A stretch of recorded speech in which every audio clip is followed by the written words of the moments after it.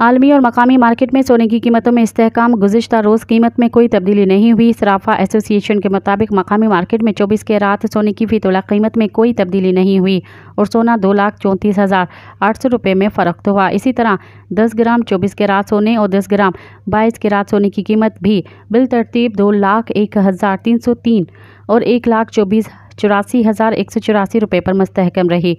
फ़ी तोला और 10 ग्राम चांदी की कीमत में भी कोई तब्दीली नहीं हुई और बिलतरतीब 2,600 रुपये और 2,211.93 रुपये पर तजारत हुई।